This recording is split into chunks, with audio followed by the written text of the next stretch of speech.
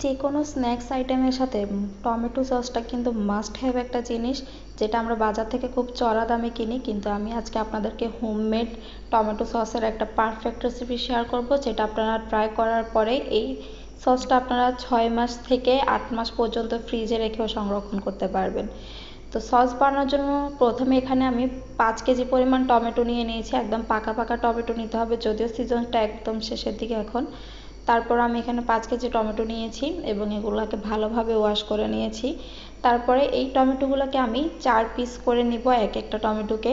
সবগুলো টমেটোকে এভাবে 4 পিস করে কেটে একটা হাঁড়িতে নিয়ে নিব। এই পাতিলটা আমি এখন চুলায় বসিয়ে তারপর এখানে আমি কিছু শুকনো মরিচ নিয়ে নিয়েছি। এই শুকনো মরিচগুলো থেকে ডাঁটাটা আমি আলাদা করে দিব, যাতে ভালোভাবে সেদ্ধ হতে পারে। এখন এই শুকনো মরিচগুলোকে টমেটোর সাথে দিয়ে দিব।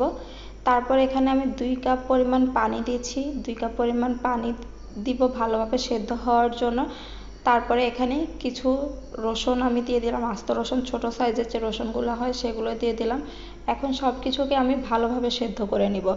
অনেকে হচ্ছে টমেটোটাকে সেদ্ধ করার সময় পানি দেয় না, কিন্তু আমি আপনাদেরকে বলবো একটু অল্প করে হলেও পানি ইউজ করবেন। এতে করে হচ্ছে টমেটোটা নিচের থেকে লেগে যাবে না, এবং যখন আপনি সসটা বানাবেন তখন হচ্ছে আপনি ভালোভাবে এই সসের বলকটা তুলতে পারবেন। কিন্তু একদম যদি আপনার টমেটোর গ্রেভি থাকে সেক্ষেত্রে কিন্তু সেটা পুড়ে যাবে। তারপরে সেদ্ধ হয়ে যাওয়ার পরে সব কিছু ভালো করে আমি এটাকে ঠান্ডা করে নিব। ঠান্ডা করার পরে আমি এখানে ব্লেন্ডারের জারে নিয়ে নিয়েছি। সব টমেটোগুলোকে আমি ব্লেন্ডার করে নিব একসাথে। তারপরে হচ্ছে সবচেয়ে ধৈর্যের একটা কাজ, এখানে টমেটোর যে পেস্টটা আমরা রেডি করেছি এটাকে হচ্ছে ছেঁকে নিতে হবে। ছেঁকে হচ্ছে এখানে যে এক্সট্রা টমেটোর দানা বা আমাদের মরিচের যে দানাগুলো এক্সট্রা থাকবে সবগুলো আমরা ফেলে দেব ছেঁকে নেওয়ার পরে। তো এটা একটু ধৈর্য ধরে করতে হবে, একটু ড্যাব ড্যাব করে করলে এটা হয়ে যায়। দেখতে পাচ্ছেন আমি সম্পূর্ণ টমেটোর পেস্টটাকে কিন্তু একদম ছেঁকে নিয়েছি। এখন এখানে কিন্তু একটা একদম ক্লিয়ার একটা যে গ্রেভিটা আছে সেটাই কিন্তু বের হয়েছে। তারপরে আমরা একটা হাঁড়ি বসিয়ে দিব চুলাতে। হাঁড়ি বসিয়ে এখানে আমি 1 কাপ পরিমাণ চিনি দিয়ে দিব। এখন টমেটোর যেই সসের যে পারফেক্ট কালারটা সেটা কিন্তু এই ক্যারামেলের জন্য আসবে। তো আপনি যদি এই ক্যারামেলটা ভালোভাবে করতে পারেন তাহলে আপনার টমেটো সসের কালার একদম পারফেক্ট আসবে। তো আমি চিনি দেওয়ার পরে এখানে 1 কাপ পানি দিয়েছিলাম। তারপরে 2টা তেজপাতা এবং একটা দারুচিনি আমি এখানে ফ্লেভারের জন্য দিয়েছি।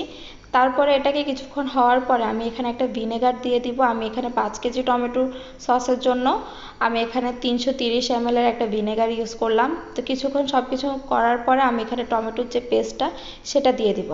এখন হচ্ছে আপনাকে এগুলা ভালোভাবে বয়েল করতে হবে এই পেস্টটাকে। তো যতক্ষণ দেখবেন এরকম বলক উঠছে, বলক ওঠার সাথে সাথে কিন্তু এরকম ফেনা জমে যাবে। এটা হয়তো বা আমরা মরিচটা ইউজ করি সে কারণে এই ফেনাটা আসে। যতক্ষণ দেখবেন আপনার টমেটো সসে এরকম ফেনা আসতেছে ততক্ষণ আপনাকে এই ফেনাটা ছেঁকে ফেলে দিতে হবে। এই ফেনাটা যদি থেকে যায় সসের মধ্যে তাহলে কিন্তু আপনার সসটা একদম নষ্ট হয়ে যাবে, বেশি দিন থাকবে না। তো এই ফেনাগুলো আমরা ফেলে দিয়েছি। তারপরে এখানে আমি 1 কাপ পরিমাণ তেল দিয়ে দিয়েছি। তেলটা মাস্ট বি দিতে হবে, যেহেতু আমরা এটা ফ্রিজে স্টোর করব সেজন্য এখানে আমাদের তেল দিতে হবে। আর কখন বুঝবেন যে আপনার টমেটো সসটা একদম পারফেক্টলি রেডি, একটা বাটি বা একটা প্লেটে নিয়ে নেবেন এবং যখন দেখবেন যে একদম কোনো পানি বের হচ্ছে না, এরকম বাঁকা করার পরেও আমার এখানে সসে দেখতে পাচ্ছেন শুধু তেলটা কিন্তু নিচ থেকে আসতেছে, তখন বুঝবেন যে আপনার টমেটোর সসটা রেডি। তো আমি ওই দিন রাতে করেছিলাম, পরের দিন নেক্সট সকালে হচ্ছে আমার টমেটো সসের যে কালারটা পারফেক্ট কালার সেটা কিন্তু আপনি 1 রাত রাখার পরেই আসবে। এখানে দেখতে পাচ্ছেন যে একদম পারফেক্ট যে কালারটা আমরা দোকান থেকে কিনতে পাই সেই কালারটাই কিন্তু আমার টমেটো সসে এসেছে এবং সব কিছু একদম পারফেক্টলি হয়েছে। দেন আমি এখানে একটা টমেটো সসের বোতল আগে থেকে ধুয়ে রেখেছিলাম, ওইটার মধ্যে আমি এখন নিয়ে নিব। তো আমাদের এখানে টমেটো সসের প্রিজারভেটিভ হিসাবে হচ্ছে চিনি, ভিনেগার এবং তেল, এই 3টা জিনিস কাজ করবে। তো আপনি চাইলে এটাকে 2 মাস নর্মাল ফ্রিজে স্টোর করতে পারবেন এবং ডিপ ফ্রিজে আপনি 6 থেকে 8 মাস পর্যন্ত এটাকে স্টোর করতে পারবেন। তো আমি এখানে ডিপ ফ্রিজে স্টোর করার জন্য এরকম যে দইয়ের বা মিষ্টির বক্সগুলো হয় সেই বক্সে নিয়ে নিয়েছি। আমার এখানে 5 কেজি টমেটোর থেকে টোটাল 2.5 কেজির মতো আমার টমেটো সস হয়েছে।